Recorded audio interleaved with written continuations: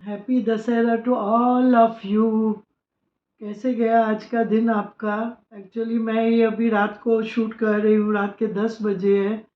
हमारे सोसाइटी में आज बच्चों की रामलीला थी और उसके बाद फिर ये था रावण दहन था।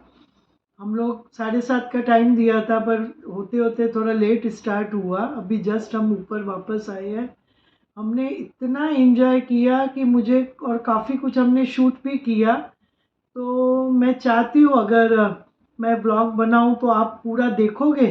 देखने के लिए अगर आप तैयार हो तो मैं सच में बोलती हूँ इतना सुंदर, मतलब हमने भी बचपन में देखी थी रामलीला, कभी मम्मी पापा के साथ जाते थे, पर वो हमेशा बड़ों की देखी थी, तब हम बच्चे थे।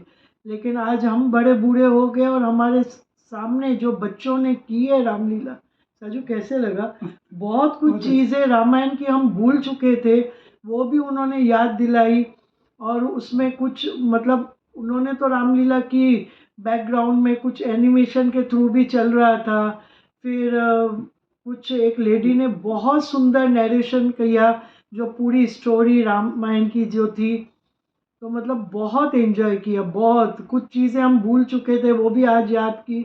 बहुत एंजॉय की। उनको देखने दो। हाँ देखेंगे। तो बस अभी मैं अगर वो चीज़ को एडिट करने जाऊंगी तो बहुत मुश्किल होगा। मैं अभी एक बार चेक करती हूँ कि कितना बड़ा वीडियो है। हमने शूट तो ऑलमोस्ट कर दिया है, तो देखते हैं। बट मुझे होप है कि आप ज़रूर एंजॉय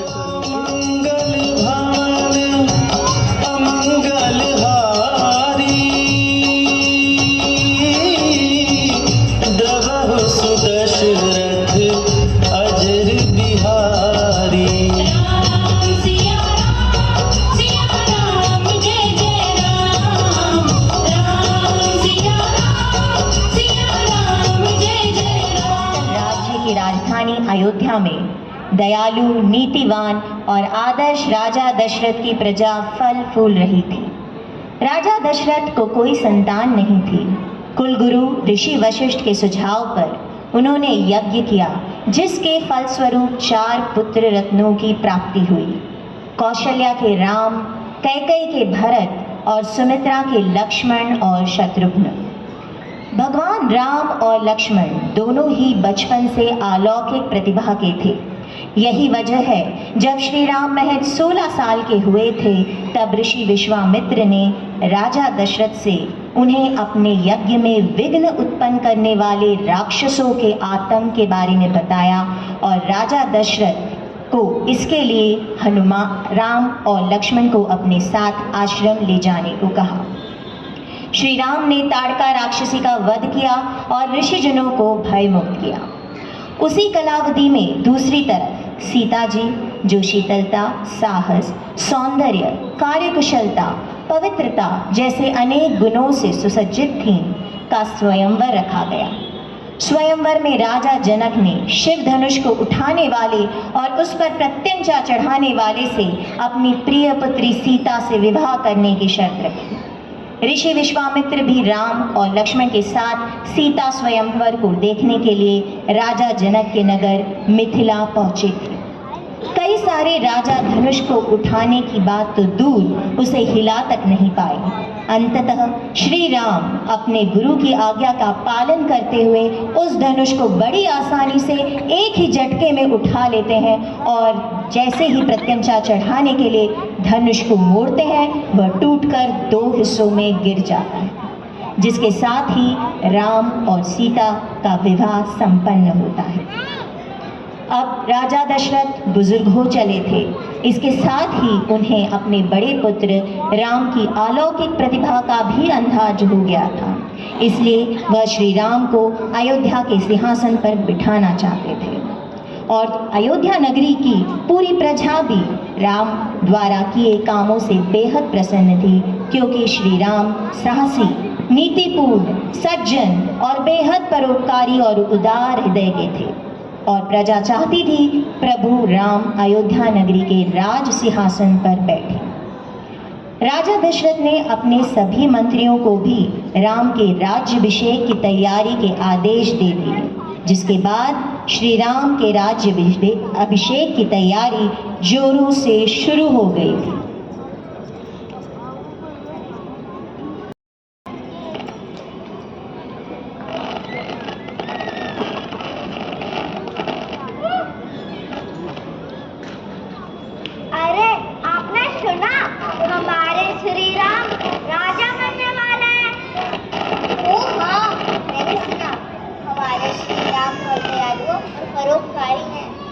वे निश्चित रूप से हमारे राजा होने चाहिए। उनके शासन में अयोध्या प्रगति करेगी। चलो रानी कौशल्या को इस बारे में बताएं, वो हमें पुरस्कार देगी।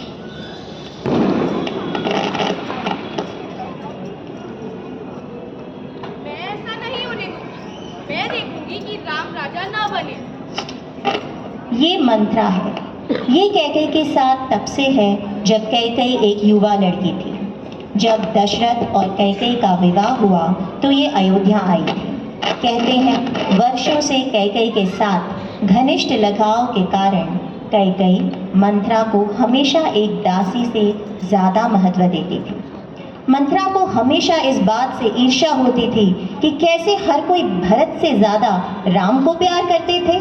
स्वाभाविक रूप से उन्हें राम की तुलना में भरत के प्रति अधिक स्नेह था और राम के प्रति क्रोध। अरे मंत्रा, तुमने सुना क्या? मेरा राम राजा बनने जा रहा है। पूरे अवध उनके गुणगान करते थक नहीं रहा।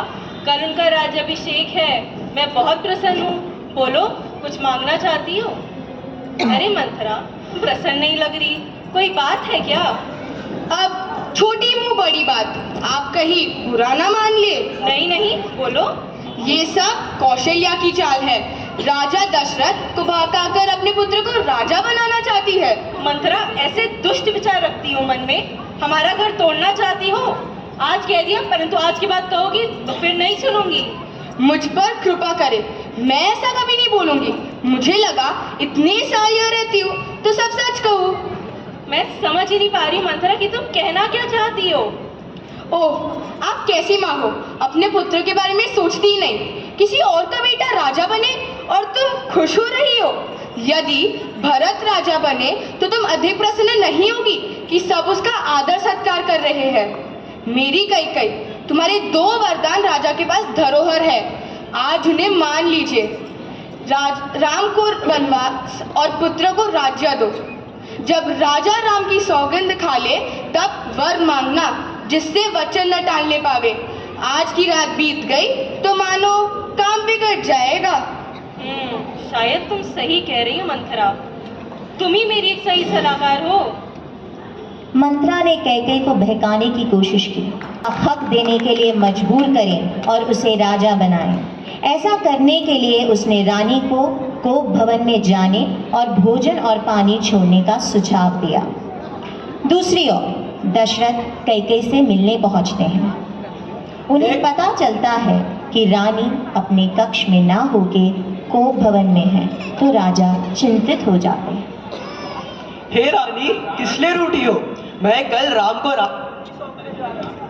प्रसन्न क्यों नहीं लग रही? मेरा सब कुछ तुम्हारा है। मुझे राम की 100 बार सौगंध है। मैंने तुमसे कुछ नहीं छुपाया। बताओ क्या बात है?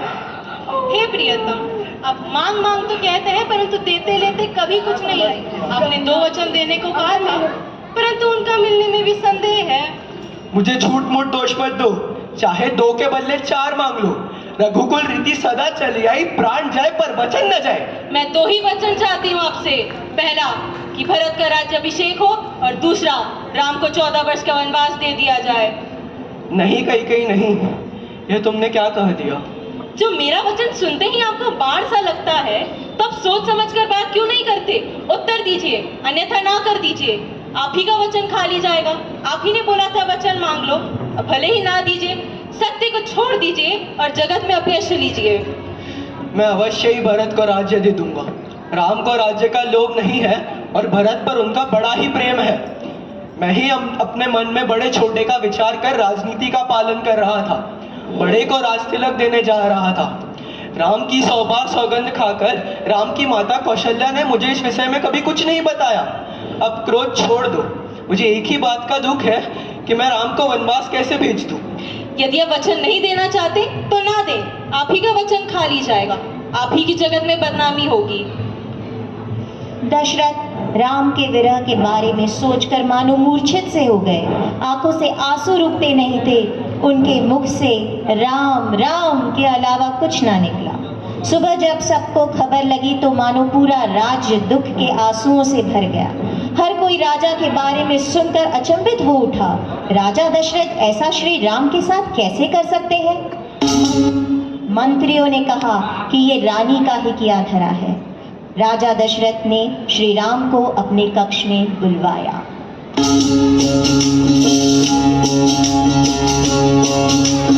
राम राम जय राजा राम, राम राम जय सीता राम, राम राम जय राजा राम, राम राम जय सीता राम, राम राम जय राजा राम, राम राम जय सीता राम, राम राम जय राजा राम, राम राम जय सीता राम। आपने मुझे बुलाया?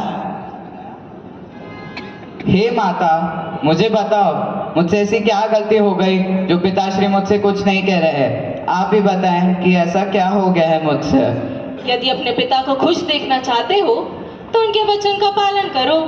कैकेयी ने अपने मांगे हुए 2 वरदानों के बारे में श्री राम को बताया।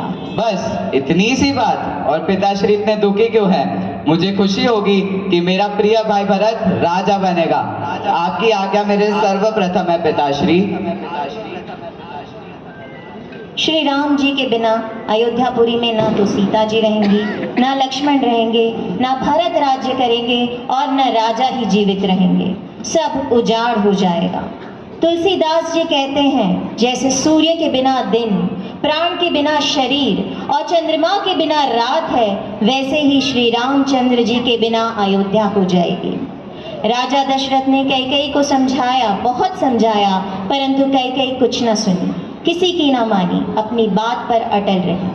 आदेश अनुसार श्री राम माता कौशल्या के पास जाते हैं और उनसे हाथ जोड़कर वनवास के लिए आज्ञा लेते हैं।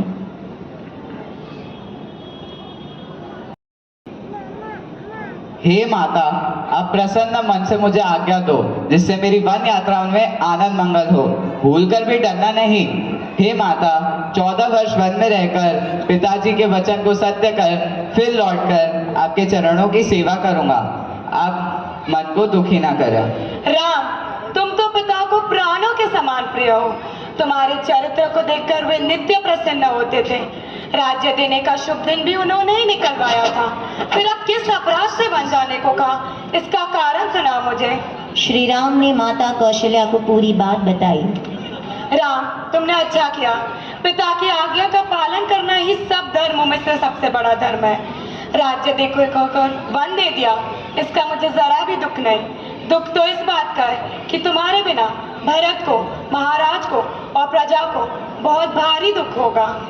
यदि पिताजी की आज्ञा हो तो माता बड़ा जानकर वन मत जाओ, किंतु माता पिता दोनों ने वन जाने को कहो तो वन तुम्हारे लिए सैकड़ों अयोध्या समान है। ऐसा उपाय करना जिसमें सबके जीते जी तुम वापस आ जाओ। भारी मन से न चाहते हुए भी अपने पुत्र को विदाई देते कौशल्या जी पे जैसे दुख का पहाड़ टूट पड़ा। श्री राम रघुकुल की रीति की रक्षा के लिए और अपने माता पिता की आज्ञा का पालन करने के लिए वनवास जाने को तैयार हो जाते हैं। वहीं जब सीता जी को वनवास जाने के बारे में पता चला तो उन्होंने भी श्री राम के साथ वनवास जाने का आग्रह किया।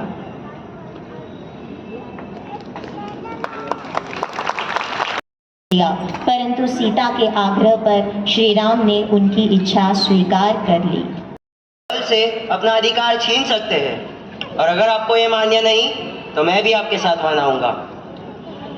लक्ष्मण, मेरी सीख सुनो और माता पिता के चरणों की सेवा करो।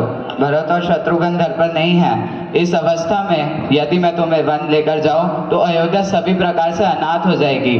गुरु, पिता, माता, प्रजा और परिवार सभी पर दुख का दुस्साह भारा पड़ेगा। हे नाथ, मैं दास हूँ और आप स्वामी, अतः आप मुझे छोड़ दें तो मेरा क्या वश है। आप भरोसा रखें, मैं आपको छोड़कर माता पिता गुरु किसी को नहीं जानता। श्री राम ने लक्ष्मण को बहुत समझाया पर वो न माने। लक्ष्मण ने अपनी माता सुमित्रा से मिलकर पूरी बात सुनाई। सुमित्रा जी कठोर वचनों को सुनकर सहम सी जाती हैं, परंतु धैर्य रख उन्हें समझाती हैं।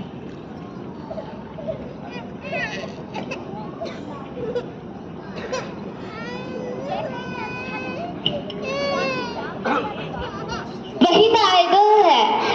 ये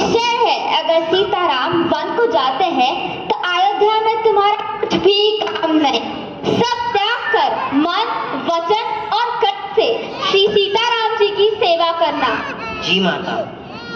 माता के चरणों में सिर झुकाकर लक्ष्मण जी तुरंत चल दिए। राम, लक्ष्मण और सीता राजा दशरथ से विदा लेने पहुंचते हैं। सीता सहित के पास रहकर वे ज्यादा खुश रहेंगे, पर सीता जी ने ना सुनी। इस तरह प्रभु राम, माता सीता और लक्ष्मण तीनों अपने 14 साल के वनवास के लिए निकल पड़े।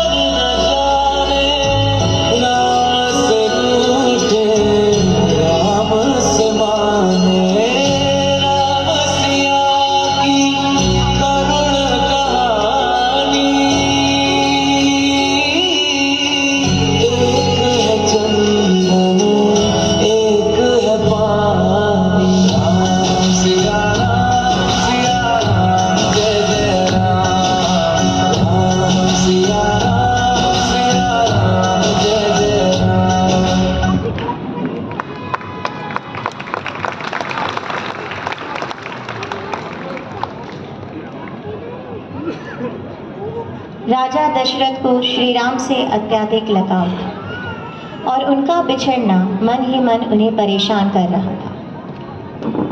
वह यह वियोग सहन नहीं कर सके और कुछ समय बाद अपने पुत्र के वियोग में उन्होंने प्राण त्याग दिए। इस दौरान भरत अपने मामा के यहाँ गए हुए थे। तभी उन्होंने इस घटना के बारे में सुना। वह अपनी माता कैकेयी पर अत्यंत क्रोधित हुए और उन्होंने अपनी माता का त्याग कर दिया। उन्होंने अयोध्या की राजगद्दी पर बैठने से भी मना कर दिया और वह अपने भाई श्री राम को अयोध्या लाने के लिए उन्हें वन में ढूंढने चल गए।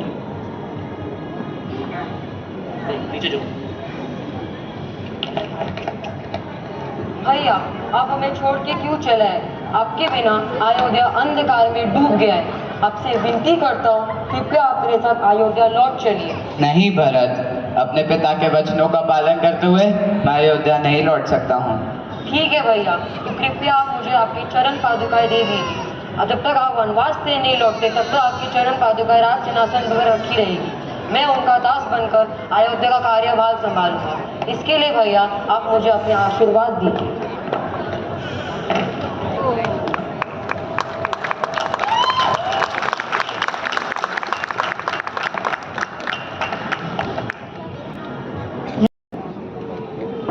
वनवास का समय शांतिपूर्वक बीत रहा था। पहले की तुलना में राक्षसों का आतंक भी कम हो चुका था। वहीं इसी दौरान राक्षस कन्या शूर्पणखा, जो रावण की एक बहन थी, नागिन के समान भयानक और दृष्ट हृदय की थी।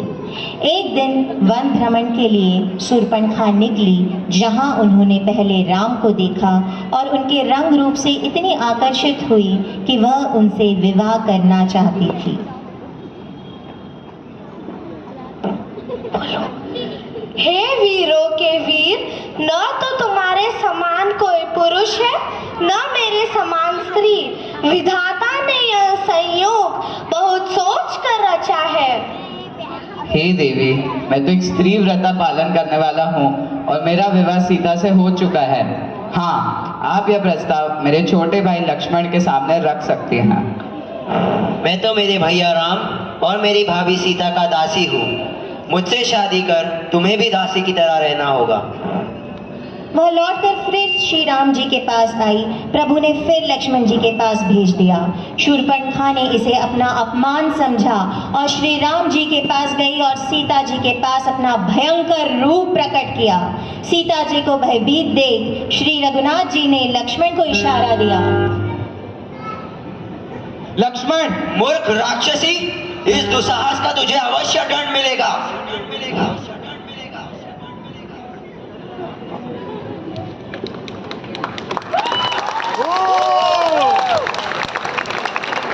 लक्ष्मण बेहद क्रोधित हो उठे और उन्होंने शूर्पणखा को रोकते हुए उसके नाक और कान काट दिए। विलाप करती हुई शूर्पणखा अपने भाई खरदूषण के पास गई और सब समझाकर कहानी सुनाई। सब सुनकर राक्षसों ने सेना तैयार की। राक्षसों ने चारों तरफ से घेरकर राम और लक्ष्मण के ऊपर शस्त्र छोड़ने शुरू किए, परंतु श्री राम के बाणों के आगे कोई न टिक सका।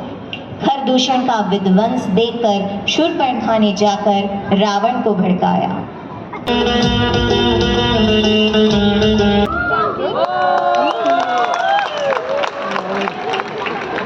मैं ब्रह्मा का परपौत्र ऋषि विश्व का पुत्र रावण हूँ।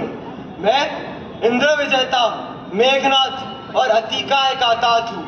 शिव तांडव से शिव की क्षमा यज्ञ करने वाला, अर्थ संहिता का ज्ञाता, त्रिकालदर्शी रावण हूँ।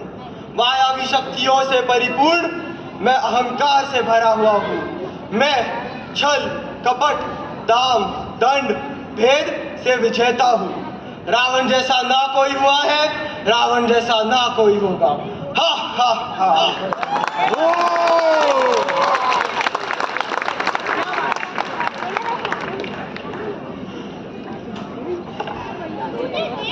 दाने की सुधी ही बुला दी।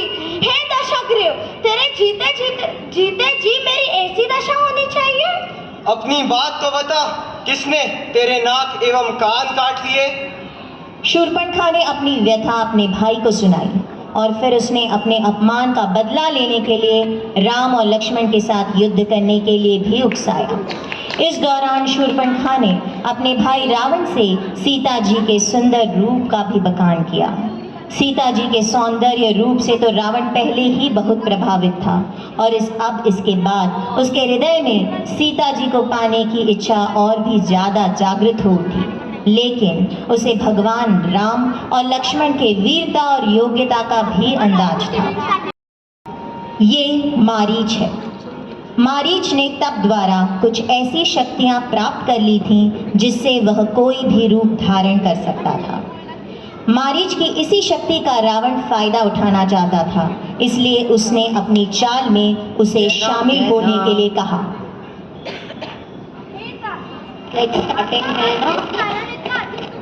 दुखी है, ट्यून बजेगा। और क्या आप अकेले आए हैं? मुझे शूर्पणखा का बदला लेना है। तुम छल करने वाले कपट मृग बनो और मैं उस राजवधू सीता को हर लूंगा। हे दशशीष, सुनिए, वे मनुष्य रूप में चराचर के ईश्वर है। हे तात, उनसे वैर न कीजिए। सभी का जीवन मरण उन्हीं के अधीन है। अपनी कुल की कुशलता का विचार कर आप घर लौट जाइए। अरे मूर्ख, तू गुरु के समान मुझे ज्ञान देता है। बता तो, संसार में मेरे समान योद्धा कौन है? तुझे मेरी आज्ञा का पालन करना होगा, नहीं तो मेरे हाथों से मरने के लिए तैयार हो जा। यहाँ तो दोनों प्रकार में मेरा मरण है। मुझे श्री रघुनाथ जी के शरण में जाकर ही कल्याण समझ में आ रहा है। अगर रावण की बात नहीं सुनी तो वे अभागा मुझे मार डालेगा। फिर मैं श्री रघुनाथ जी के बाण से ही क्यों न मरूं? मैं कपट मृग बनकर सीता का ध्यान अपनी ओर आकर्षित करूंगा।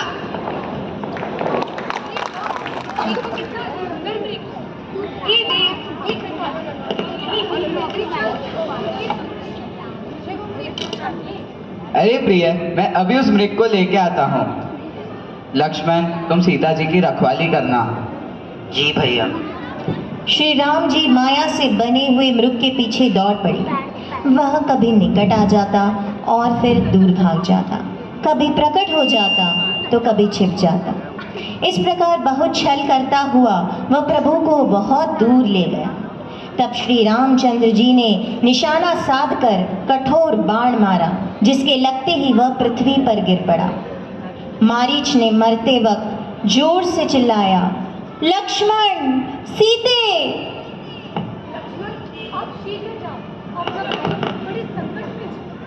हे माता सुनो, जिनके इशारे से ही पूरी सृष्टि का प्रलय हो जाए, वे श्री राम कभी स्वप्न में भी संकट में आ सकते हैं? नहीं, वे अवश्य खतरे में है। आपको उनकी सहायता करनी ही होगी। हे माता, मैं उनके पीछे जा रहा हूँ।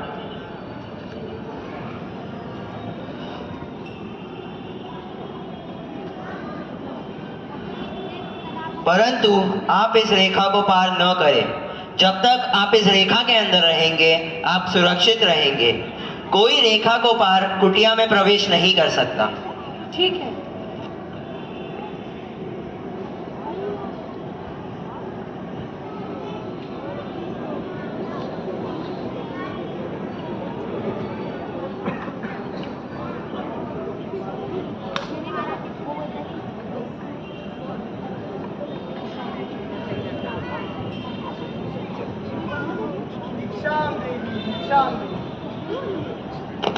अच्छा दिख रहा है। ये लीजिए मुनिवर, भिक्षा ग्रहण कीजिए। यदि आप चाहते हैं कि मैं भिक्षा ग्रहण करूं, तो आपको इस रेखा को लाना होगा, नहीं तो ये तपस्वी खाली हाथ लौट जाएगा और तुम्हारे कुल का सर्वनाश हो जाएगा। अगर मैं मुनिवर को खाली हाथ जाने दूं, तो ये और अपमान होगा। क्षमा कीजिए मुनिवर।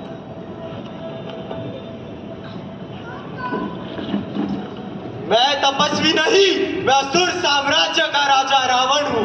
हा हा हा। पापी दुराचारी, मेरा हाथ छोड़ो रावण। मेरे श्री राम आते ही होंगे।